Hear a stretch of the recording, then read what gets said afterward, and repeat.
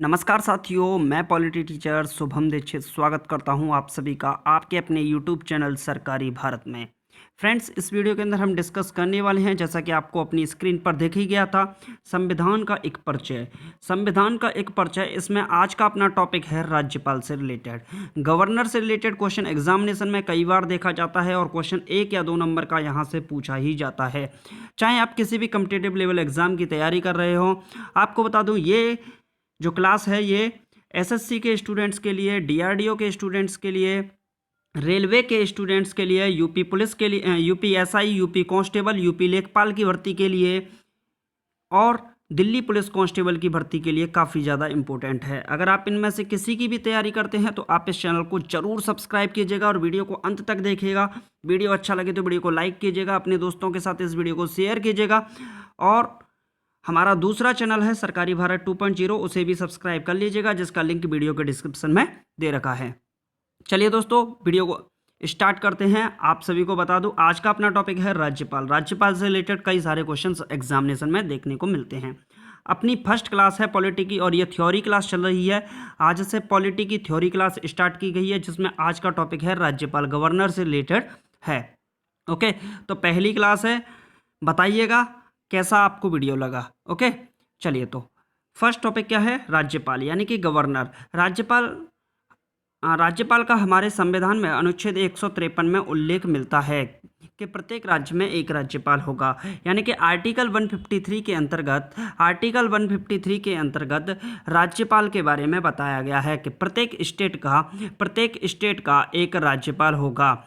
Okay, और ये किन के ऊपर होते हैं? ये मुख्यमंत्री के ऊपर होते हैं। क्या होते हैं? मुख्यमंत्री के ऊपर होते हैं। चलिए, ऐसा भी हो सकता है कि एक ही राज्यपाल को 2 या 2 से अधिक राज्यों का राज्यपाल नियुक्त किया जा सकता है, यानी कि जो गवर्नर हैं वो एक या एक से अधिक राज्यों के राज्यपाल नियुक्त किए जा सकते हैं, यानी कि 2 राज्यों के या 3 राज्यों के एक ही राज्यपाल भी हो सकता है। ओके, अब बात करते हैं राष्ट्रपति के बारे में। यहाँ से देखिए, राष्ट्रपति जो होते हैं, राष्ट्रपति और राज्यपाल के बारे में डिस्कस करेंगे। तो संघ की कार्यपालिका का प्रमुख कौन होता है? राष्ट्रपति। जो यूनियन होती है, यूनियन का जो संघ की कार्यपालिका होती है, उसका प्रमुख कौन होता है? मेन पर्सन कौन होता है? राष्ट्रपति महोदय होते हैं। इनके बारे में आर्टिकल 51 से रिलेटेड आर्टिकल 61 के बीच में इनके बारे में काफ़ी ज़्यादा वर्णन देखने को मिलता है। राष्ट्रपति की सलाह के लिए एक मंत्रिपरिषद होता है जो सामूहिक रूप से लोकसभा के प्रति उत्तरदायी होता है। राष्ट्रपति की सलाह पर क्या होता है? एक मंत्रिपरिषद होती है, कैबिनेट होती है, मिनिस्टर्स की कैबिनेट होती है, जो सामूहिक रूप से लोकसभा के प्रति उत्तरदायी होती है। अब देखिए, एक होती है लोकसभा और एक होती है राज्यसभा और एक होती है आपकी राष्ट्रपति होते हैं। ओके, तो ये 3 चीज़ होती हैं। इन तीनों चीज़ों से मिलकर क्या बनता है? एक तरीके से संघ बनता है। लोकसभा को निम्न सदन कहा जाता है और राज्यसभा को क्या कहा जाता है? उच्च सदन कहा जाता है। ओके, अब बात करते हैं नेक्स्ट पर। तो देखिए, राज्यपाल के बारे में डिस्कस करते हैं। राज्य की कार्यपालिका का प्रमुख कौन होता है? अगर यहाँ पर केंद्र की बात की जाए, सेंटर की, तो वहाँ पर कार्यपालिका का प्रमुख कौन होता है? राष्ट्रपति। अगर स्टेट की बात की जाए तो स्टेट में कार्यपालिका का प्रमुख कौन होता है? ये होते हैं आपके राज्यपाल होते हैं। राज्यपाल की कार्यपालिका में कौन कौन होता है? राज्यपाल होते हैं, मुख्यमंत्री होते हैं, मंत्रिपरिषद होती है और महाधिवक्ता होते हैं। कौन होते हैं? राज्यपाल, मुख्यमंत्री, मंत्रिपरिषद और महाधिवक्ता होते हैं। ये 4 चीज़ें होती हैं राज्यपाल की कार्यपालिका में, राज्य की कार्यपालिका में। राज्यपाल की सलाह के लिए मंत्रिपरिषद होती है जो सामूहिक रूप से विधानसभा के प्रति उत्तरदायी होती है। देखिए, जो स्टेट में होती है वो होती है आपकी विधानसभा होती है। एक तो क्या होती है? विधानसभा होती है और एक होती है विधान परिषद। विधानसभा और विधान परिषद 2 होती हैं स्टेट की बात की जाए। अगर सेंटर की बात की जाए तो लोकसभा और राज्यसभा होती हैं। भारत के केंद्र शासित प्रदेशों में उपराज्यपाल की नियुक्ति होती है। देखिए, यूनियन टेरिटरीज हैं, केंद्र शासित प्रदेश हैं, यूनियन टेरिटरीज हैं, उनमें उपराज्यपाल की नियुक्ति होती है। ओके, नेक्स्ट है 7 केंद्र शासित प्रदेशों में थे, 3 में ही राज्यपाल का पद है। देखिए, अभी तक ये 7 की बात की जाए तो यहाँ पर केंद्र शासित प्रदेश बढ़ गए हैं। जब से जम्मू कश्मीर का विघटन हुआ एक तरीके से लद्दाख और जम्मू में, तब से ये कितने 2 और बढ़ गए, जम्मू और लद्दाख और इसमें हो गया, तो 9 हो गए हैं अब तक। ओके, जिसमें अंडमान निकोबार, दिल्ली, पांडुचेरी भी शामिल हैं। नियुक्ति होती है, इनकी अपॉइंटमेंट होती है, इनका कोई चुनाव नहीं होता है, एक तरीके से इनकी क्या होती है, अपॉइंटमेंट होती है। ओके, नेक्स्ट, राज्यपाल की नियुक्ति राष्ट्रपति करता है आर्टिकल 155 के अंतर्गत। 155 के अंतर्गत, अनुच्छेद 155 के अंतर्गत राज्यपाल की नियुक्ति कौन करता है, राष्ट्रपति करता है। इसके लिए योग्यता क्या चाहिए राज्यपाल की नियुक्ति के लिए, वो समझिए। 35 वर्ष की उम्र होनी चाहिए। देखिए, जो प्रेसिडेंट होते हैं, गवर्नर होते हैं, लेफ्टिनेंट गवर्नर होते हैं, और इनकी अगर वाइस प्रेसिडेंट होते हैं, इनको अगर इन पद को लेना है, जैसे राष्ट्रपति, governor, vice president, lieutenant governor, अगर इनको बनना है तो इनकी उम्र कितनी होनी चाहिए, मिनिमम 35 एज इसमें रखी गई है।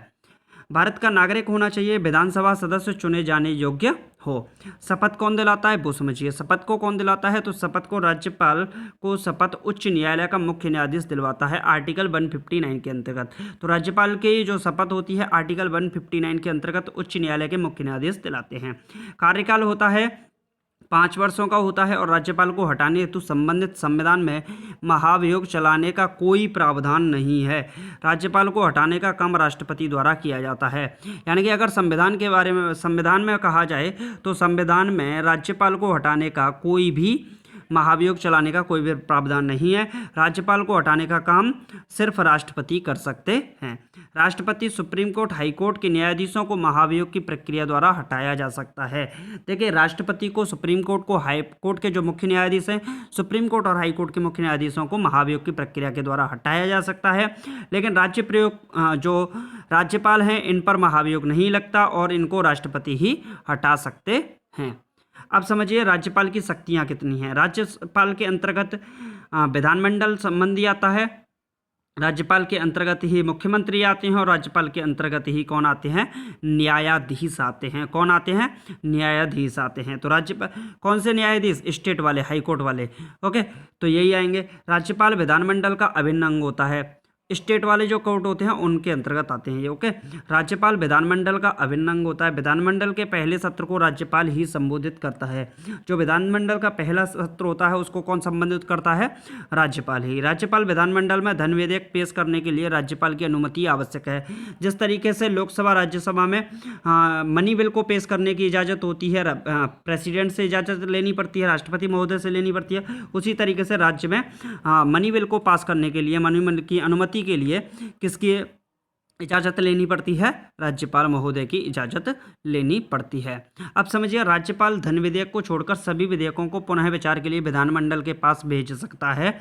और अगर दूसरी बार फिर विधानमंडल में उसे पारित कर दिया तो राज्यपाल उसे मानने के लिए बाध्य होते हैं, जैसे प्रेसिडेंट के साथ होता है वही केस। यदि विधानमंडल का कोई सत्र नहीं चल रहा है और राज्यपाल को ऐसा लगे कि तत्काल कार्यवाही की जरूरत है तो विधानमंडल के अनुमोदन के बिना ही आदेश जारी कर सकता है, और 6 सप्ताह में विधानमंडल द्वारा स्वीकृत करना होता है। इसमें क्या पॉइंट ध्यान रखने वाले हैं राज्यपाल के पास, देखिए, विधानसभा को भंग करने का अधिकार होता है, विधानसभा को बुलाने का अधिकार होता है। तो विधानसभा को बुलाना और विधानसभा को भंग करने का अधिकार किसके पास होता है, राज्यपाल। अब देखिए, विधानसभा को कौन बुलाता है, राज्यपाल महोदय बुलाते हैं। तो आपने राजस्थान में ये केस देखा होगा, जो गहलोत सरकार है कांग्रेस की। ओके, तो वहाँ पर राज्यपाल वो ऐसा कर ही नहीं रहे, यानी कि सत्र को बुला ही नहीं रहे कोरोना की वजह से। तो वहाँ पर एक अन्य प्रक्रिया है, उस पर मैं जाना नहीं चाहूँगा। ओके, चलिए नेक्स्ट। राज्यपाल ही मुख्यमंत्री के सलाह से उसे मंत्रिपरिषद की नियुक्ति करता है। जो राज्यपाल हैं वही मुख्यमंत्री एवं मुख्यमंत्री के सलाह से उसकी मंत्रिपरिषद, मिनिस्टर्स की नियुक्ति करते हैं, मतलब उन्हें पद एवं गोपनीयता की शपथ दिलाते हैं। नेक्स्ट क्या है, जिला न्यायालयों के न्यायाधीशों की नियुक्ति राज्यपाल के द्वारा की जाती है। जो न्यायाधीश होते हैं उनकी भी नियुक्ति कौन करता है, राज्यपाल करते हैं। राज्यपाल राज्य के हाईकोर्ट में न्यायाधीशों की नियुक्ति हेतु सलाह राष्ट्रपति को देता है, पर राज्यपाल के पास हाईकोर्ट के न्यायाधीशों का निष्कासन का कोई अधिकार प्राप्त नहीं होता है। यानी कि राज्यपाल हाईकोर्ट के जजों को नियुक्त तो कर सकते हैं, लेकिन उनका निष्कासन का कोई भी अधिकार नहीं है। वो अपनी इजाज़त से किसी को भी बाहर नहीं कर सकते हैं। ओके, नेक्स्ट है, राज्य के मंत्रिपरिषद को हटाने हेतु राष्ट्रपति से सिफारिश कर सकता है। मंत्रिपरिषद को हटाने हेतु राष्ट्रपति से सिफारिश कर सकता है। राज्य विधानसभा के विघटन हेतु सिफारिश है राष्ट्रपति से कर सकता है। इंपॉर्टेंट पॉइंट्स क्या हैं, भारतीय राज्य की पहली महिला राज्यपाल कौन है, तो श्रीमती सरोजिनी नायडू। पहली महिला राज्यपाल हैं, ये शायद यूपी से हुई थी। आप चेक कर लीजिएगा, कमेंट बॉक्स में लिखिएगा। राष्ट्रपति शासन के समय राज्यपाल ही राज्य का प्रशासन चलाता है। राज्य के लोकसभा आयोग की नियुक्ति भी राज्यपाल ही करता है।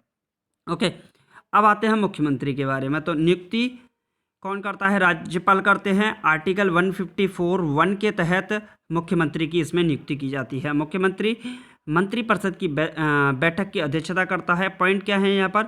राज्य की कार्यपालिका, तो इसका प्रधान होता है राज्यपाल, और शक्तियों का प्रयोग कौन करता है? मुख्यमंत्री। जिस तरीके से प्रेसिडेंट और प्राइम मिनिस्टर के अंतर्गत होता है, वही काम लगभग सेम टू सेम लगभग वही देखने को मिलता है। जो प्रधान होता है वो वहाँ पर राष्ट्रपति होता है। लागू कौन? शक्तियों का प्रयोग कौन कर सकता है? वहाँ पर प्रधानमंत्री कर सकता है। इसी तरीके से स्टेट में प्रधान कौन होता है? एक तरीके से राज्यपाल होता है, और शक्तियों का प्रयोग कौन कर सकता है? मुख्यमंत्री कर सकते हैं। अब आगे देखिए, राज्यपाल को जानकारी देने के संबंध में मुख्यमंत्री के कर्तव्य को अनुच्छेद 167 में बताया गया है। आर्टिकल 167 में राज्यपाल को जानकारी देने संबंध में मुख्यमंत्री के कर्तव्यों को अनुच्छेद 167 में बताया गया है। नोट क्या है? मुख्यमंत्री के रूप में सबसे लंबी सेवा देने वाली व्यक्ति ज्योति बसु हैं। इन्होंने 1977 से 2000 तक पश्चिम बंगाल के मुख्यमंत्री रहे। काफ़ी ज़्यादा इंपॉर्टेंट क्वेश्चन है। ज्योति बसु, जो ज्योति बसु हैं, ये पश्चिम बंगाल के मुख्यमंत्री रहे, और 1977 से 2000 तक लगभग 23 साल तक इन्होंने यहाँ पर एक तरीके से मुख्यमंत्री का पदभार संभाला है पश्चिम बंगाल में। राज्य का महाधिवक्ता advocate general of the state, इसे भी समझिए। हमारे संविधान में आर्टिकल 165 में राज्य का महाधिवक्ता उल्लेख है। राज्य का महाधिवक्ता राज्य के उच्च विधि अधिकारी होता है, जो न्यायालय के मामलों में सलाह देने के लिए होते हैं। ओके, राज्य का महाधिवक्ता, इनको समझिए, मामलों में सलाह देने के लिए काम के साथ साथ सरकार को सलाह देने का काम करता है। केंद्र का होता है महान्यायवादी, attorney general of India, article 76 के अंतर्गत बताया गया है। और राज्य में हो सकता है महाधिवक्ता advocate general of the state होता है, जो कि आर्टिकल 165 में इसके बारे में वर्णन किया गया है। तो आज हमने इस वीडियो के अंदर क्या क्या पढ़ा? राज्यपाल के बारे में काफ़ी ज़्यादा तौर पर पढ़ लिया है, और मुख्यमंत्री के बारे में भी दो कुछ ना कुछ पॉइंट्स हमने पढ़ लिए, और हमने इसमें क्या है, advocate general of the state के बारे में भी कुछ पढ़ा। ओके, आप बताइएगा आप कमेंट बॉक्स में कि आपको वीडियो कैसा लगा। थ्योरी की ये क्लास है, क्या क्लास चलती रहनी चाहिए, और नए नए टॉपिक आप बताते रहिएगा कमेंट बॉक्स में, हम उन टॉपिक्स पर काम करेंगे। ओके, हमारा दूसरा चैनल है सरकारी भारत 2.0, उस चैनल को सब्सक्राइब कर दीजिएगा। अगर इस चैनल पर नए हैं तो चैनल को इसको भी सब्सक्राइब कर लीजिएगा।